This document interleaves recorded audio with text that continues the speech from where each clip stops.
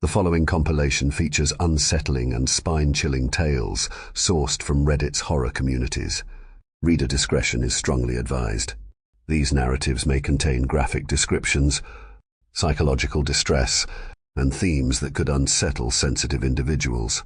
Proceed with caution, as immersion into these eerie stories may provoke fear, unease, and sleep disturbances. Enter this realm of Reddit's creepy horror stories at your own risk, as the line between reality and the macabre may blur within these chilling narratives.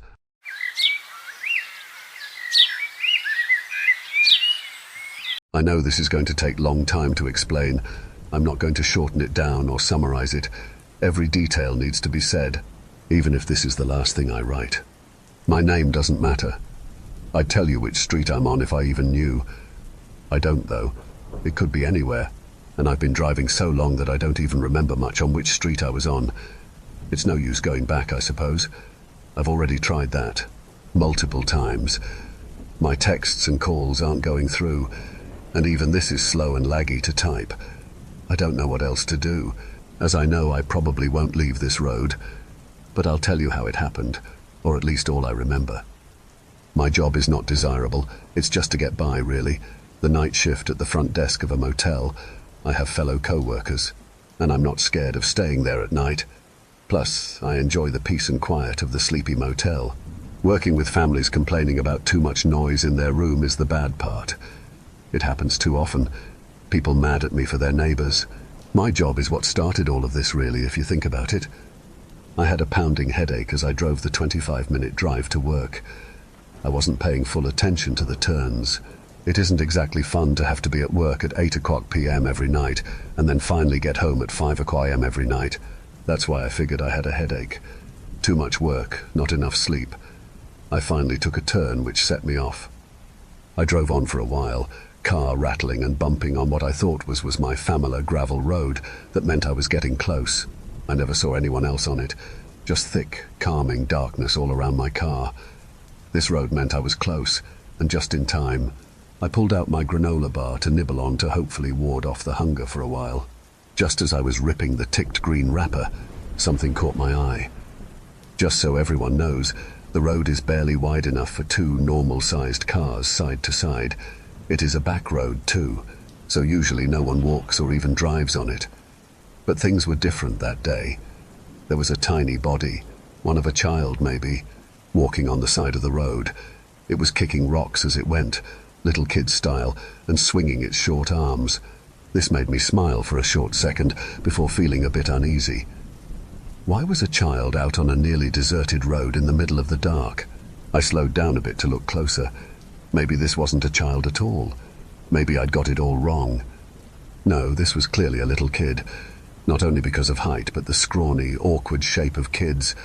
I don't know how to describe it, but that was clearly a child. I felt this sense of dread as the little child stopped, staring at my car. His eyes were barely visible, but his head was turned in a way it was apparent.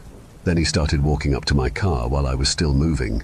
I quickly pulled over, feeling a strange sense of dread. The child stopped at my window, head down and shoulders sagging.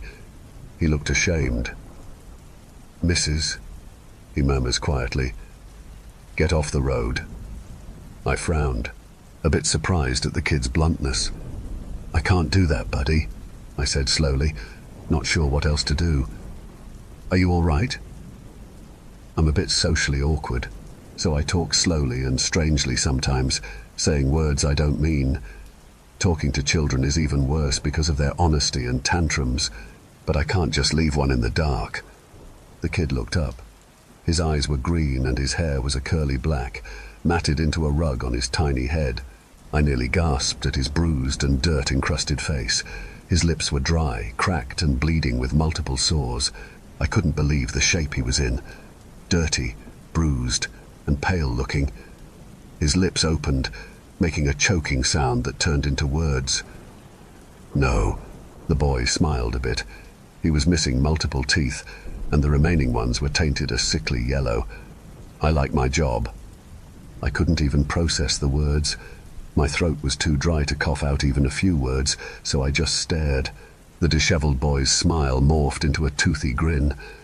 I wanted to speed off, but couldn't. I was frozen, watching the boy. "Fine," he said cheerfully. "Keep going then." I couldn't just leave him here, right? He had to be in pain, at least a little, but I couldn't carry that boy in my car. My lips didn't let me say anything. My arms stayed as still as stone, not letting me open the door for the kid. I felt a feeling of dread, something not allowing me to let the dirty child in. So I didn't. I stiffly nodded and revved my engine. The kid backed off, grinning almost creepily. I wish I would have listened to the kid before speeding off into the night. I was speeding about 2 miles per hour over the speed limit. My phone ticked steadily over 8 o'clock, so I was late. And though I was going fast, nothing changed. The forest around the gravel road stretched on infinitely, not thinning out at all. The turn I remembered being there was gone, and the fork that I knew should be there didn't come up. Maybe I'd gone the wrong way. I slowed down to only a few mph and pulled up my phone. It opened to the password screen, which I briskly typed in. 8:16. I was very late. Quickly, I swiped to my home screen, a blurry picture of my rolling dog. It didn't make me smile like always. I swiped up again, opening my apps. My dog remained in the background of all the colorful icons. After scanning my screen for a moment, I found the multicolored icon of Google Maps. With one quick finger, I tapped it. Suddenly, my screen was engulfed in light, and I saw it. The normal screen, showing the streets, was gone. It was a grey line against the white background. My icon indicated I was traveling along the grey line, normal and shining blue. But there were no other streets around.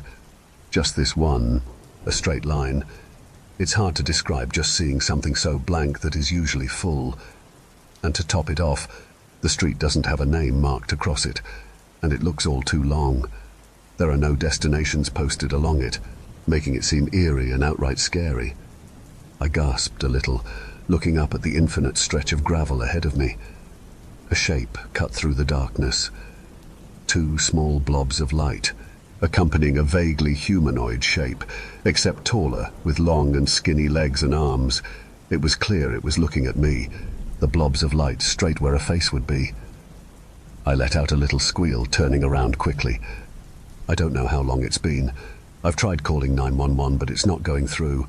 Texting just pops up a red text saying my message hasn't been sent. My phone time isn't moving, staying at 8:26 p.m. I'm not sure what to do.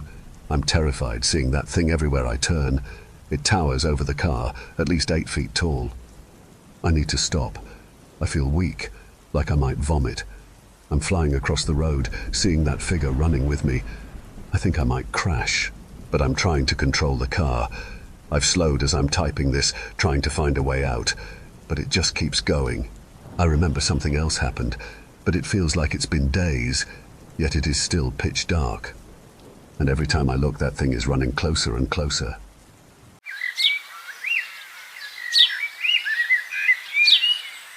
My sister and I have always been attached at the hip, literally. Being conjoined twins is like being in a lifelong 3-legged race, except your partner is both your best friend and your worst enemy. You move in sync, but you also fight over every decision, left or right, fast or slow, now or later. There's no escaping it. We share everything, our movements, our thoughts, even our heart. We've always done everything together. There was never a choice, for better or worse. But what happened on that fishing trip, that was something I never imagined we'd share. It was a sunny day on the lake, the kind of family outing that felt ordinary, peaceful. Our parents had brought us out for a relaxing afternoon. Fishing rods, sandwiches, the works. Mum was setting up lunch on the picnic table, and we were helping her, passing plates and cutting bread, one of us holding the knife, the other steadying the food. It was a routine we had perfected over the years. That's when the fox appeared. At first it seemed curious, sniffing the air around our picnic, but then it lunged. I didn't even see it coming, but my sister did.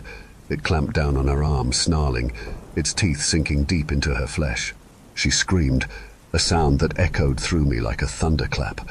I tried to pull her back, but we're connected, and there was nowhere to go. It bit her again, and again. By the time Dad shot the thing, its teeth were stained with her blood. The hospital trip was a blur. Doctors stitched her up, while I sat there numb, tethered to her by our shared flesh, feeling her pain as if it were my own. They talked about rabies, about shots that would protect us both. But we share a heart, a circulatory system, parts of our nervous system. We're not like other people.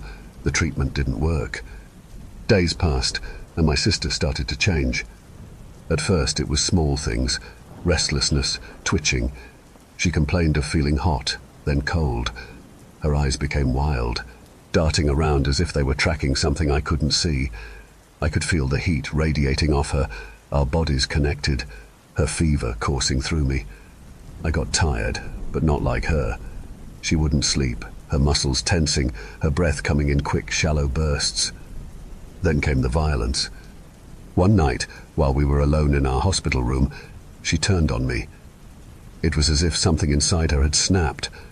Her eyes, once so familiar, now gleamed with a terrifying primal madness.